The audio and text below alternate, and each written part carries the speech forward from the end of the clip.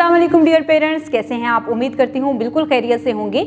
आज आपके बच्चे ने स्कूल में जिम से पहचान की है, जिम के हर्फ की पहचान की, उसकी आवाज़ की पहचान की है और उससे बहुत ही दिलचस्प सरगर्मियाँ भी क्लास में उसने मुकम्मल की हैं। बच्चे ने एक बहुत ही दिलचस्प कहानी सुनी है जिसमें ऐसे अल्फाज का इस्तेमाल था जो कि ज़्यादा से ज़्यादा जिम से शुरू होते हैं। आप बच्चे का होमवर्क चेक करेंगे, यानी कि उसकी डायरी पर उसको क्या होमवर्क दिया गया है।